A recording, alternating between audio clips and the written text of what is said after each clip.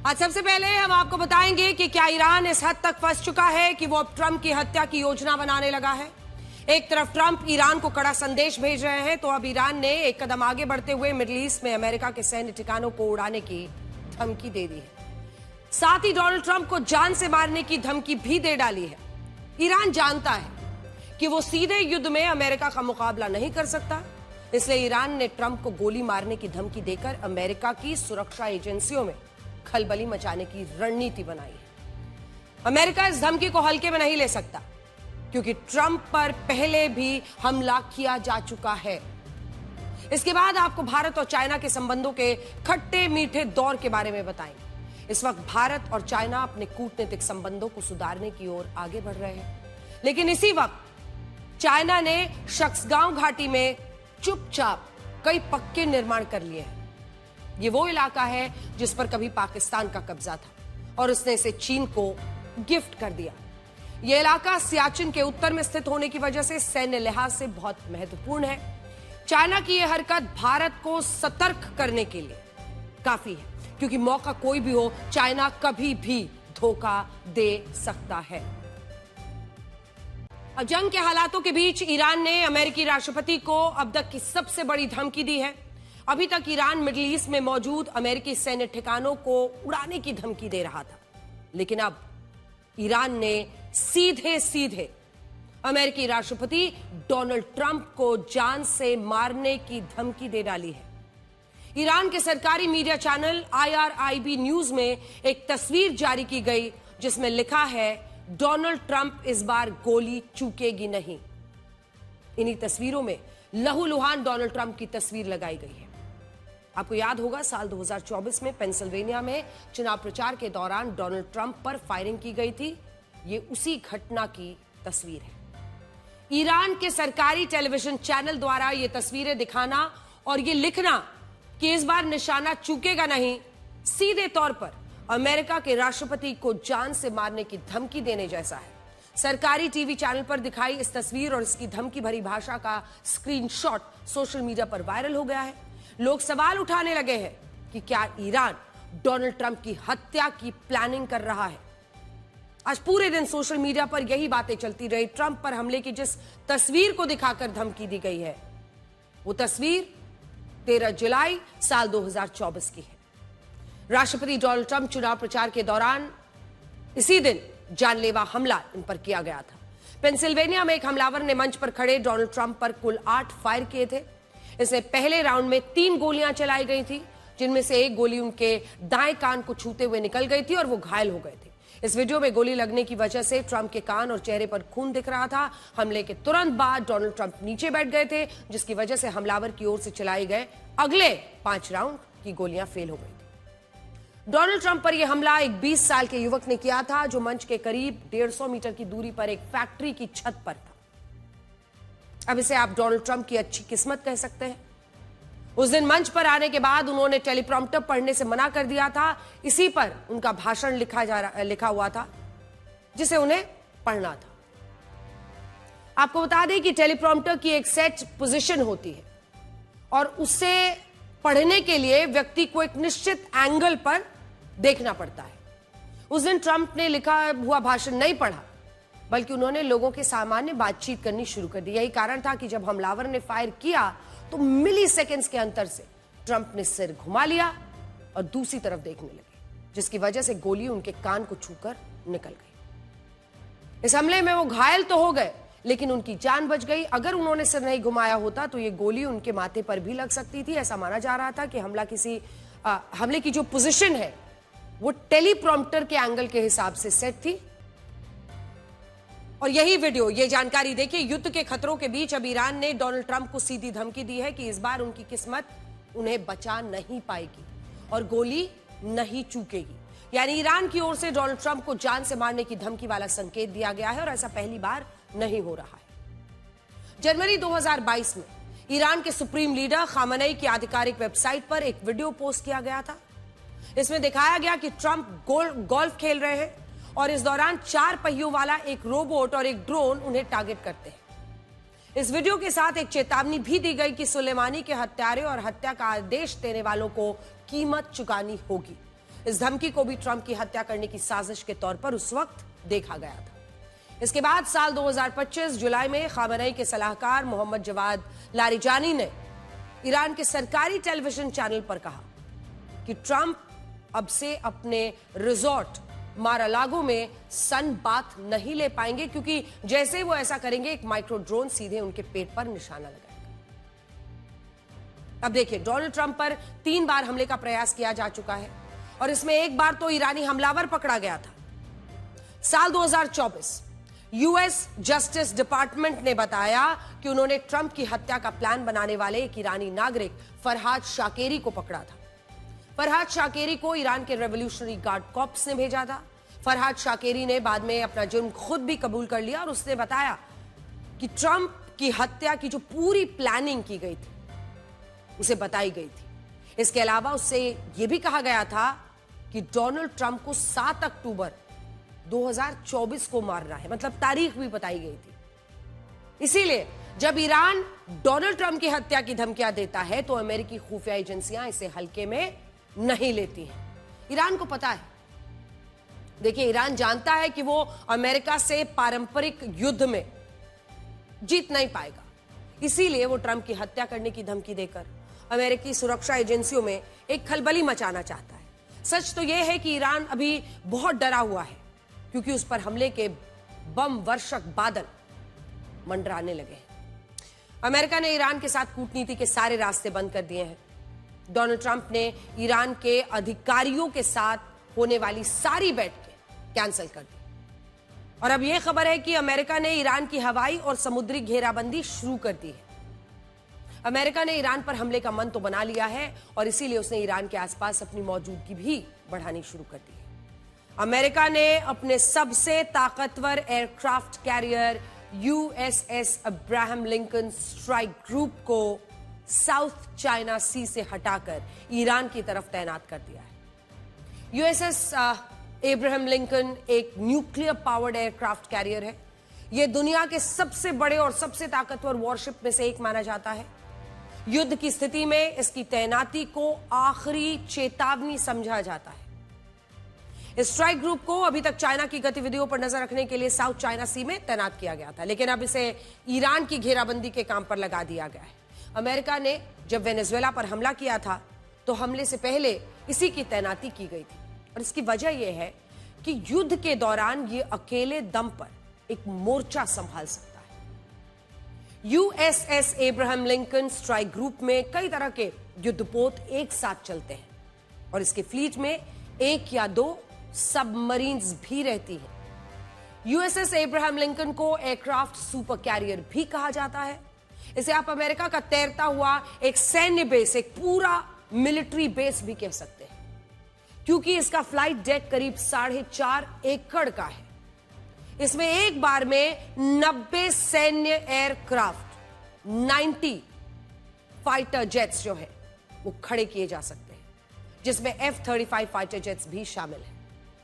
USS Abraham Lincoln America के छोटे से शहर की तरह है, जिसमें हर समय 5,680 नौसैनिक भी मौजूद रहते हैं, यानी एक पूरा बटालियन समझिए। यूएसएस अब्राहम लिंकन ईरान की ओर भेजना एक बड़े युद्ध की शुरुआत का आखिरी चरण है। इसके मैदान में उतरने का मतलब है कि अमेरिकी सेना को एक हरी झंडी मिल जाना। हालांकि इस वॉरशिप की तैनाती से पहले ही अमेरिका ने काफी हद तक ईरान की जो समुद्री घेराबंदी है वो शुरू कर ली थी। ईरान के पास अमेरिकी नौसेना काफी एक्टिव हो गई है। ईरान के चारों तरफ ईरान को घेरने के लिए कई अमेरिकी एयरक्राफ्ट कैरियर्स तैनात किए गए हैं। इस वक्त लाल सागर में, रेड सी में यूएसएस रूजवेल्ट एयरक्राफ्ट कैरियर के साथ साथ गाइडेड मिसाइल सबमरीन सब तैनात है। इसके अलावा फारस की खाड़ी में USS Mitscher, USS Georgia submarine, USS McFaul, ये तमाम जो एयरक्राफ्ट कैरियर्स हैं इनको तैनात कर दिया गया है। इन एयरक्राफ्ट कैरियर्स के साथ कई डिस्ट्रॉयर्स भी मौजूद हैं और हर एक में 150 यानी 150 टॉम हॉक क्रूज मिसाइल्स लगी हुई हैं। अमेरिका जब कोई कदम उठाता है तो पूरी तैयारी के साथ उठाता है। इसी बात की तस्दीक ये पूरी जानकारी कर रही है, क्योंकि अमेरिकी नौसेना के एक्शन की खबर ने ईरान को अब दहशत में ला दिया है। इस खबर के बाद उसने अपना एयर स्पेस बंद कर दिया उसे डर था कि अमेरिका अपने एयरक्राफ्ट कैरियर पर मौजूद फाइटर जेट्स की मदद से हवाई हमला करने वाला है। कल रात ईरान ने नो टाइम जारी करके अपने एयर स्पेस को किसी भी तरह की हवाई गतिविधियों के लिए बंद कर दिया था। ईरान के आसमान में कल रात से केवल गिने चुने यात्री विमानों को ही अनुमति दी जा रही थी।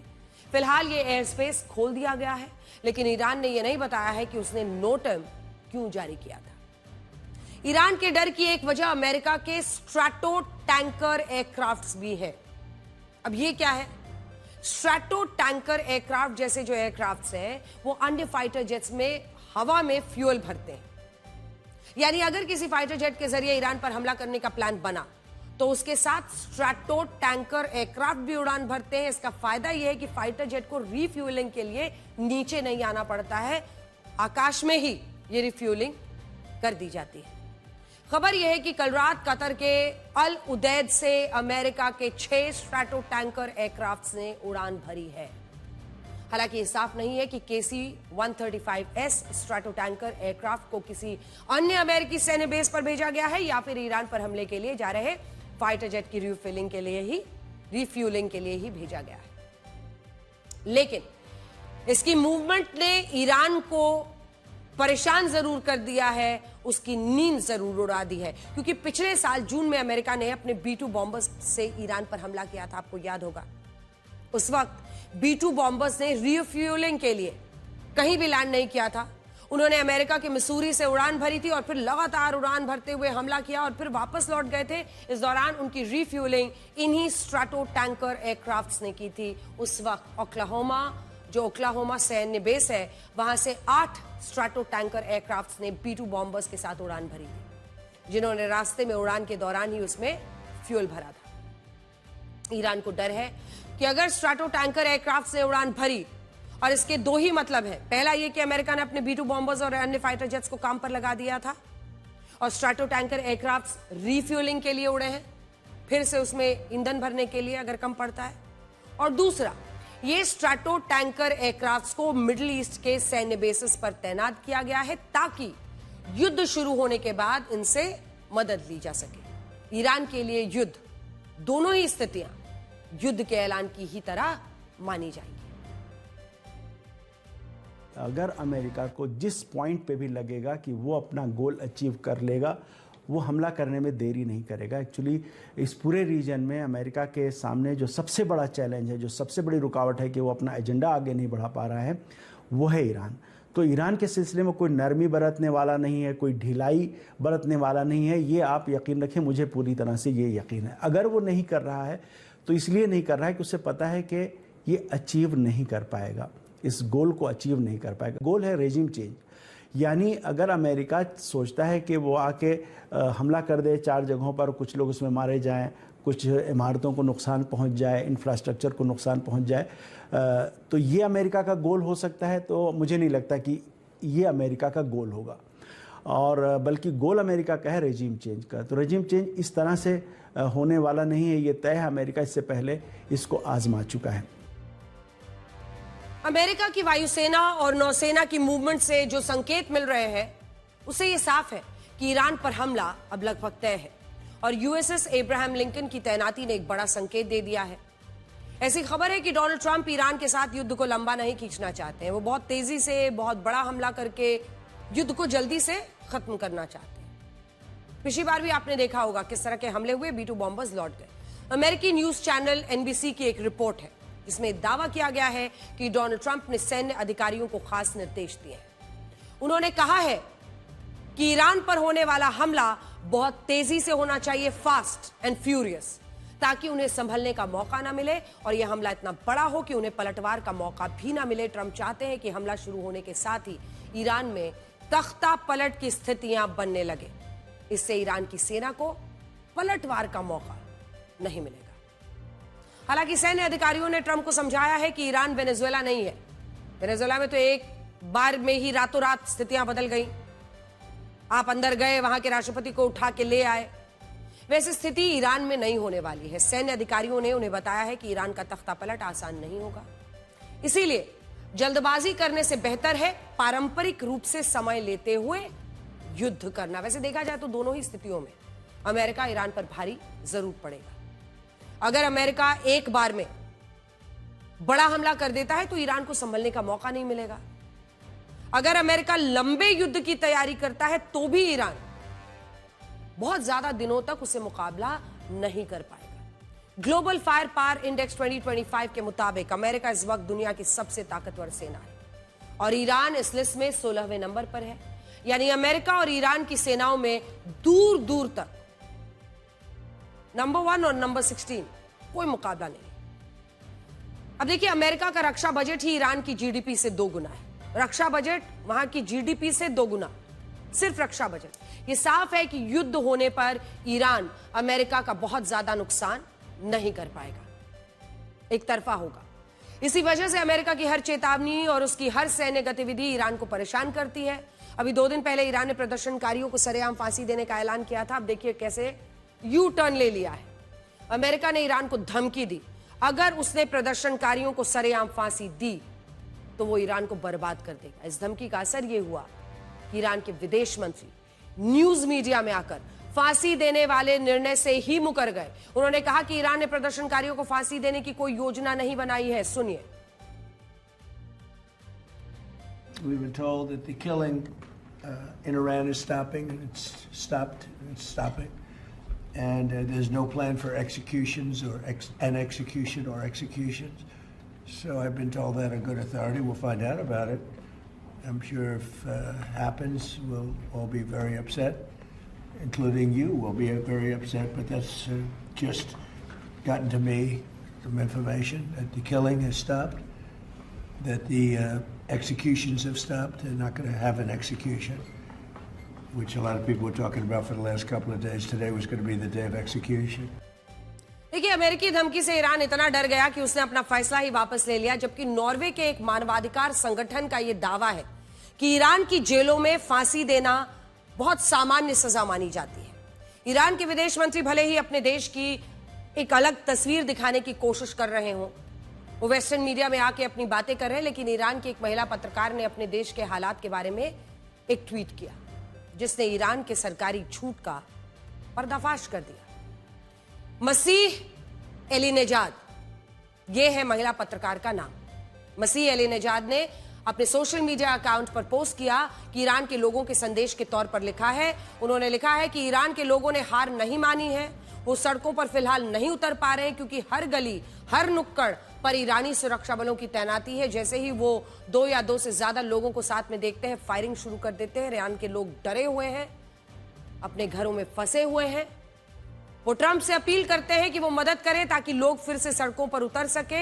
हम पीछे नहीं हटेंगे, चाहे जान चली जाए। ईरान में डिजिटल ब्लैकआउट है।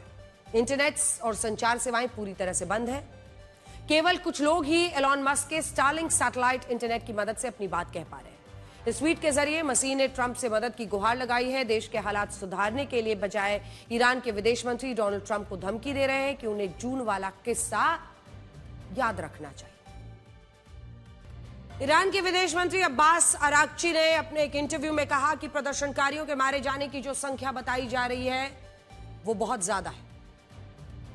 हालांकि ईरान के मानवाधिकार संगठनों के मुताबिक अब तक 3,428 प्रदर्शनकारी मारे जा चुके हैं। ये वीडियो आपको याद होगा, हमने दिखाया था जब लाशें ही लाशें चारों तरफ दिखाई दे रही थी।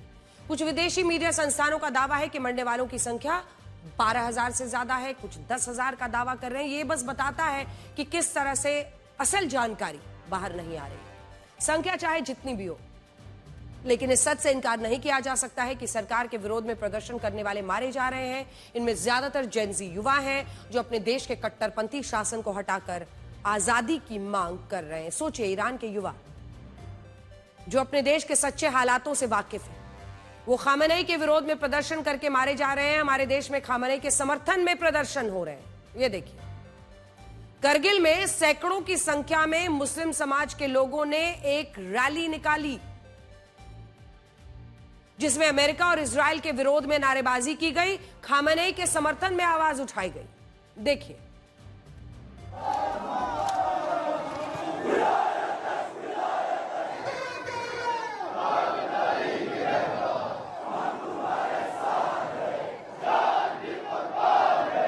दुनिया के अंदर मजलूमों की हिमायत कोई गवर्नमेंट खड़ी है तो वो इस्लामी ईरान है। जहां भी जुल्म सितम हो उसके खिलाफ आवाज उठाते हैं।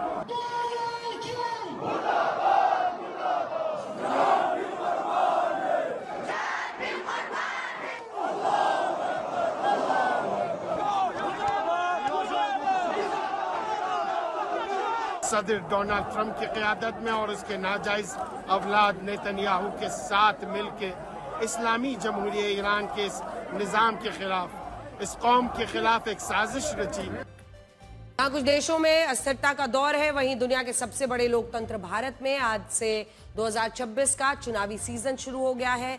लेकिन एक तरफ चुनाव है, इधर करगिल में आपने देखा कैसे खामेनेई के हक में एक कट्टर चेहरे जिन्हें माना जाता है इस्लाम का, उनके लेकिन शिया चेहरा, उनके पक्ष में ये आवाज इसी भारत में बुलंद हो रही है। लेकिन अब बात 2026 की कर रहे हैं। 5 राज्यों में चुनाव भी है, लेकिन शंखनाद हो चुका है। आज जो चुनाव हुआ वो कहने को तो एक शहर का चुनाव है, बीएमसी का, कॉरपोरेशन का, लेकिन महाराष्ट्र के अलग अलग कॉरपोरेशंस में भी आज वोटिंग हुई है। लेकिन उसकी आर्थिक हैसियत 42 देशों की जीडीपी से भी ज्यादा है। मैं बात कर रही हूं मुंबई के महानगर पालिका यानी बीएमसी के चुनाव की। बीएमसी के चुनाव में किसका पलड़ा भारी है, इसे समझने के लिए मेरे पास एक्सिस माई इंडिया के एग्जिट पोल्स का डेटा है जो आपके आगे बताने जा रही हूं। मुंबई के कुल 227 वार्ड्स के चुनाव के लिए आज वोट पड़े। दोपहर 3:30 बजे तक बीएमसी के लिए मतदान प्रतिशत 41% रहा। मुंबई के साथ ही महाराष्ट्र के कुल 29 नगर निगमों के चुनाव में लगभग 46 से 50% वोटिंग हुई है। बीएमसी का आज का चुनाव 3 दशक का सबसे अहम चुनाव है, क्योंकि यह चुनाव तय करने जा रहा है कि मुंबई का किंग कौन है। 1996 से 2022 तक मुंबई में शिवसेना का मेयर रहा। पिछले 4 साल से यहां कोई मेयर नहीं है, लेकिन 96 से 2017 के बीच यानी लगभग सोच लीजिए आपकी 20 साल बीजेपी के साथ मिलकर अविभाजित शिवसेना ने मुंबई की सत्ता हासिल की थी। लेकिन अब बदले हुए राजनीतिक समीकरणों में उद्धव ठाकरे का मुंबई टेस्ट है। उद्धव ठाकरे ने बीजेपी और इससे अलग हो चुके एकनाथ शिंदे की शिवसेना की चुनौती से निपटने के लिए 2 दशकों बाद किससे हाथ मिलाया? राज ठाकरे से। दोनों भाई जो 20 साल के बिछड़े हुए थे मिले, क्योंकि अपने अस्तित्व की भी लड़ाई है इस बार। ये चुनाव ठाकरे परिवार की एकता के राजनीतिक असर को परखने का भी चुनाव है। ये चुनाव देवा भाव यानी मुख्यमंत्री देवेंद्र फडणवीस के दमखम की भी परीक्षा है, क्योंकि मुंबई में कभी भी बीजेपी का मेयर आज तक नहीं चुना गया। बात कांग्रेस की करूं तो 1995 के बाद से मुंबई में कांग्रेस का मेयर बना नहीं। क्या इसकी कोई संभावना है? इसीलिए चुनाव देश की नजरों में इस वक्त टिका हुआ है। इस चुनाव में हमारी जीत ये पक्की दिखती है, क्योंकि अभी से अगर हमारा विपक्ष कल की हार के बाद क्या बोलना इसकी प्रैक्टिस कर रहा है, तो मुझे लगता है कि उद्धव ठाकरे और राज ठाकरे अगर एक साथ आए हैं तो समझ लो कि मुंबई की मराठी जनता भी एक साथ हो गई है, एकजुट हो गई है, और उसका परिणाम आपको चुनाव में और निर्णय में दिखेगा। अब मैं बीएमसी के चुनाव पर एक्सिस माई इंडिया के नतीजे आपको बताने जा रही हूं, क्योंकि जो एग्जिट पोल का अनुमान है वो ये साफ इशारा कर रहा है कि महिलाएं और पुरुष ज्यादातर दोनों ही वर्ग सीधा जा रहे हैं बीजेपी प्लस यानी फडणवीस और शिंदे की तरफ। बीजेपी प्लस यानी फडणवीस शिंदे को 40% पुरुष और 44% महिलाएं वोट कर रही हैं। यूबीटी प्लस यानी ठाकरे ब्रदर्स को 33% पुरुष और 31% महिलाएं वोट कर रही हैं। कांग्रेस को 13% पुरुष 13% महिलाएं वोट कर रही हैं, जबकि अन्य को 14% पुरुष 12% महिलाएं वोट कर रही हैं। अब देखिए एग्जिट पोल का जातिवार आंकड़ा क्या है।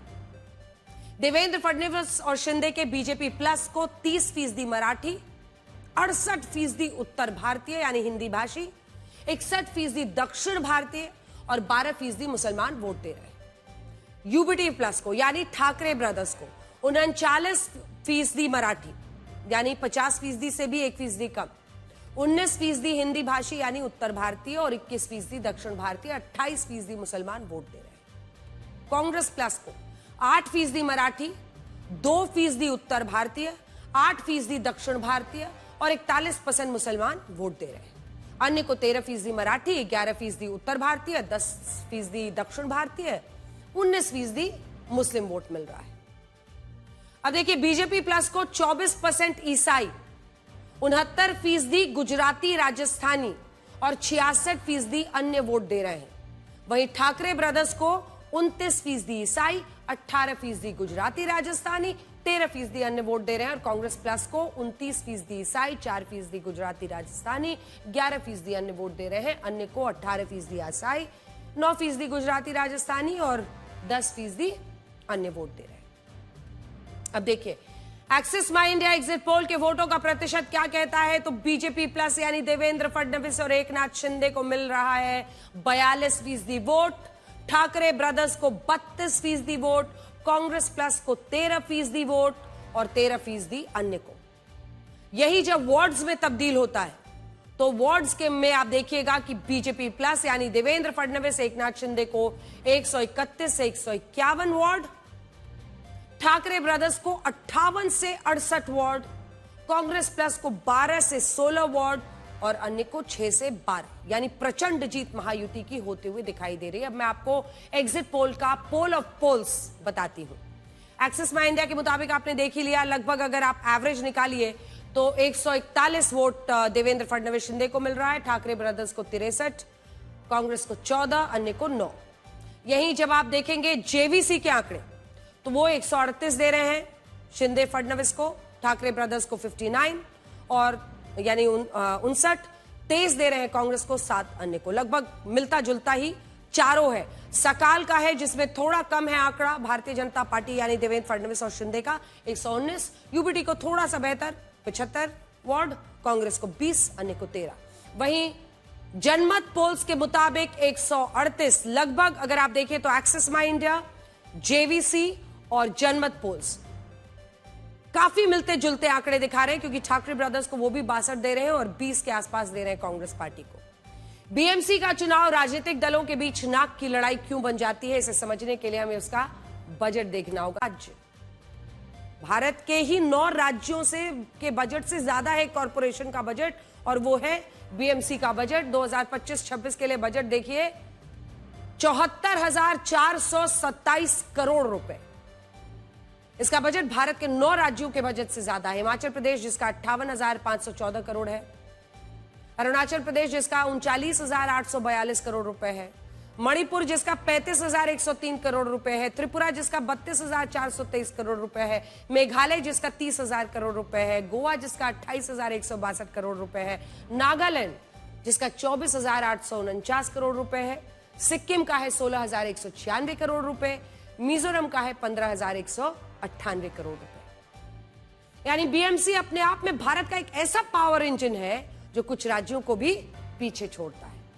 और मैं अगर भारत के दूसरे महानगरों से भी तुलना करूं तो जहां बीएमसी का बजट 74,427 करोड़ रुपए है, दिल्ली नगर निगम का आप सोचिए कितना कम है कंपैरिजन में, सीधे 17,006 करोड़ रुपए। कोलकाता नगर निगम का 5,639 करोड़ रुपए, ग्रेटर चेन्नई नगर निगम का 8,405 करोड़ रुपए। आप सोचिए जो इस मुंबई को संभालेगा उसकी राजनीतिक हैसियत क्या होगी। मुंबई की अनुमानित जीडीपी 25,73,000 करोड़ रुपए है। देश की जीडीपी में 6% से ज्यादा योगदान है। मुंबई क्षेत्र से टैक्स कलेक्शन में 30% से ज्यादा योगदान होता है। ये वो मुंबई है जहां हुरुन ग्लोबल रिच लिस्ट में 2024 की रिच लिस्ट में एशिया के सबसे ज्यादा 92 अरबपति रहते हैं मुंबई में। मुंबई में दुनिया की सबसे बड़ी फिल्म इंडस्ट्री है, जहां 2013 में 1,724 फिल्में बनाई का वर्ल्ड रिकॉर्ड था, ये गिनीज बुक ऑफ रिकॉर्ड्स में दर्ज किया गया। मुंबई की धारावी एशिया की सबसे बड़ी झुग्गी बस्ती है, जहां लगभग 2.39 वर्ग किलोमीटर में तकरीबन 10 लाख लोग रहते हैं। जाहिर है कि मुंबई पर जिसकी सत्ता वो महाराष्ट्र से लेकर देश की सत्ता में अहम हो जाता है। शिवसेना के संस्थापक बाला साहब ठाकरे ने मुंबई की इसी अहमियत को राजनीतिक रसूख में बदला था, लेकिन बाला साहब के बाद की शिवसेना बट गई।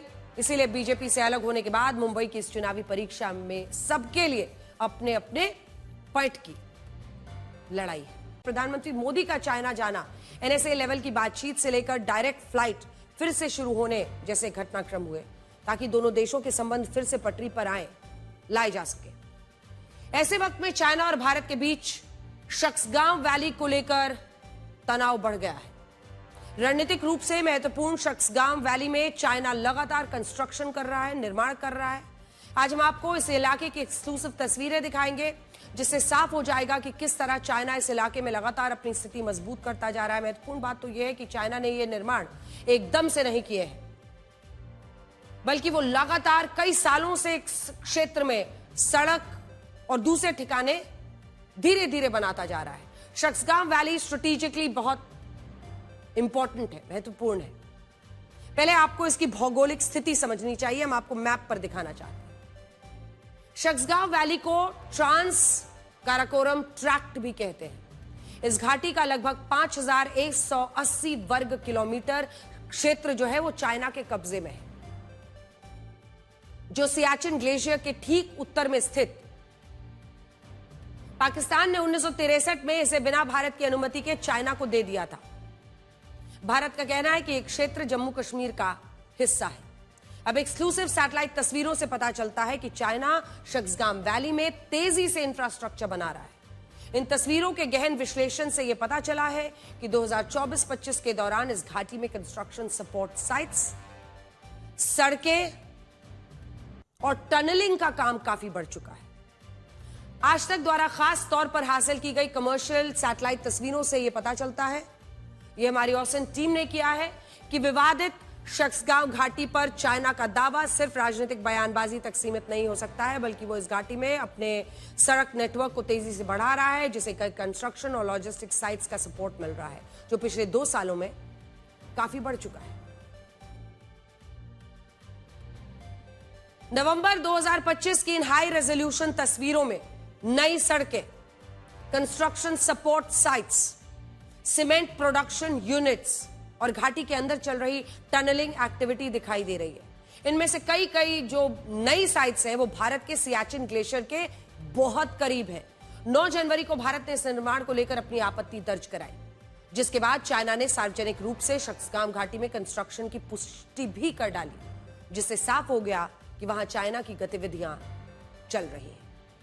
एक सैटेलाइट इमेज में सियाचिन से 30 किलोमीटर से भी कम दूरी पर पहाड़ों में एक्टिव टनलिंग का काम दिख रहा है, जो घाटी में फैले एक बड़े जो चीनी सड़क नेटवर्क से जुड़ा हुआ है। इस सैटेलाइट इमेज की पुरानी तस्वीरों से तुलना करने पर पता चला कि 2024-25 के दौरान निर्माण कार्य में तेजी आई।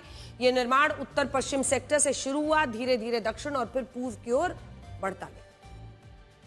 हाल ही में आइडेंटिफाई की गई सपोर्ट साइट्स में सीमेंट प्रोडक्शन या मिक्सिंग फैसिलिटीज जैसी चीजें दिख रही हैं, जिससे इस दूर दराज के और अलग थलग पड़े इलाके में भी बिना रुकावट के कंस्ट्रक्शन का काम हो सके, निर्माण का काम, और निर्माण के लिए सीमेंट जैसी चीजों की आपूर्ति होती रहे। तस्वीरों में अस्थायी शेल्टर्स, स्टेजिंग एरिया, मिट्टी हटाने वाली मशीनें भी दिख रही हैं। शक्सगांव घाटी काराकोरम रेंज के उत्तर में एक दूर दराज का ऊंचाई वाला गलियारा है, जिसके उत्तर में चाइना का शिनजियांग और दक्षिण में पाकिस्तान के कब्जे वाला कश्मीर है। यह घाटी सियाचिन ग्लेशियर और कई काराकोरम पास के बहुत करीब है, जिसकी वजह से यह मिलिट्री लॉजिस्टिक्स और निगरानी के लिए रणनीतिक रूप से महत्वपूर्ण हो जाती है। भारत के विदेश मंत्रालय ने शक्सगांव घाटी में चाइना के प्रोजेक्ट्स का विरोध किया और कहा कि शक्सगांव घाटी भारत का क्षेत्र है। भारत के विदेश मंत्रालय के बयान के बाद चाइना के विदेश मंत्रालय ने प्रतिक्रिया दी और कहा कि जिस जगह का भारत जिक्र कर रहा है वो चाइना के क्षेत्र का हिस्सा है। यहां चाइना की गतिविधियां आलोचना से परे हैं। इसके बाद सेना प्रमुख जनरल उपेंद्र द्विवेदी ने कहा कि भारत पाकिस्तान और चाइना के बीच हुए 1963 के सीमा समझौते को अवैध मानता है, इसीलिए शक्सगांव घाटी में किसी भी गतिविधि के लिए हम चाइना को मंजूरी नहीं देते। अब हमारी अगली खबर भारत की मजबूत साख का उदाहरण है। साल 2026 की पासपोर्ट रैंकिंग जारी की गई है। यह रैंकिंग बताती है कि किसी देश के पासपोर्ट की कितनी अहमियत है, उसका कितना रुतबा है, रसूख है, और इस देश के लोग कितने देशों में वीजा फ्री ट्रैवल कर सकते हैं। पासपोर्ट रैंकिंग जारी करने वाली संस्था हेनले एंड पार्टनर्स ने इस साल की रैंकिंग में भारत को 5 पायदान ऊपर आंका है। साल 2026 की पासपोर्ट रैंकिंग में भारत 80वें नंबर पर आ गया है, जबकि पिछले ही साल यानी 2025 में भारतीय पासपोर्ट 85वें नंबर पर था। 85 से हम 80th पोजीशन पर आए हैं, यानी पिछले 1 साल में भारतीय पासपोर्ट ने 5 पायदान की छलांग लगाई। और इसी के साथ अब भारत के लोग 55 देशों में वीजा फ्री या वीजा ऑन अराइवल की सुविधा के साथ यात्रा कर सकते हैं। पासपोर्ट की मजबूती किसी देश के नागरिकों की अहमियत दिखाती है, इसीलिए जो मजबूत पासपोर्ट वाले देश हैं उनके नागरिकों को कई देश वीजा फ्री एंट्री देते हैं या वीजा ऑन अराइवल की सुविधा भी देते हैं। सबसे ताकतवर पासपोर्ट सिंगापुर का माना जाता है, जो लगातार 3 वर्षों से नंबर 1 पायदान पर है। पासपोर्ट रैंकिंग में नंबर 1 होने का फायदा सिंगापुर के लोगों को मिलता है। यहां के नागरिक दुनिया के 192 देशों में 192 देशों में वीजा फ्री ट्रैवल कर सकते हैं। पासपोर्ट रैंकिंग में दूसरे नंबर पर जापान और दक्षिण कोरिया है। यहां के लोग 188 देशों में वीजा फ्री ट्रैवल कर सकते हैं। इस रैंकिंग के हिसाब में सबसे खराब पासपोर्ट अफगानिस्तान का है, जिसकी रैंकिंग 101 है। वहीं पाकिस्तान दुनिया का 5वां सबसे कमजोर पासपोर्ट है, 98 नंबर। बांग्लादेश दुनिया का 188वां, 95 नंबर पर है, तो 8वां सबसे कमजोर पासपोर्ट। पाकिस्तान और बांग्लादेश के पासपोर्ट के हालात उसकी छवि से जुड़ी है। दुनिया जानती है कि ये देश कैसे हैं। इसी वजह से अमेरिका ने इन जैसे देशों को लेकर एक बड़ा फैसला किया है। अमेरिका ने दुनिया के 75 देशों के लोगों को अस्थायी नागरिक बनने से संबंधित वीजा देना बंद कर दिया है। इसमें Pakistan, Bangladesh, Nepal, Syria, Somalia, Yemen और सूडान जैसे देश शामिल हैं। अमेरिका ने जिन 75 देशों के नाम जारी किए वो ऐसे देश हैं जहां राजनीतिक अस्थिरता, भुखमरी, मानवाधिकारों पर खतरा है। ये वीजा ऐसे लोगों को दिया जाता था जो अपने देश के खराब हालातों की दुहाई देकर अस्थायी रूप से अमेरिका में बसना चाहते थे। अब दरवाजा बंद, पाकिस्तान के लिए भी, बांग्लादेश के लिए भी। बार बार यहां से पाकिस्तानी, बांग्लादेशी जाते थे, अपने देश की खराब परिस्थितियों का हवाला देकर वहां पर वो मांगते हैं कि हमें यहां पर आप रहने दीजिए। अब ये नहीं हो पाएगा, अमेरिका ने बंद कर दिया। अवैध प्रवासी संकट को देखते हुए ट्रंप प्रशासन ने तय किया है कि 75 देशों के नागरिकों को अस्थायी निवास का वीजा नहीं दिया जाएगा। अमेरिका का मानना है कि इन देशों के लोग इस वीजा के जरिए अमेरिका में बस जाते हैं और वहां के अमेरिकी नागरिकों का हक, उनके संसाधन छीन लेते हैं।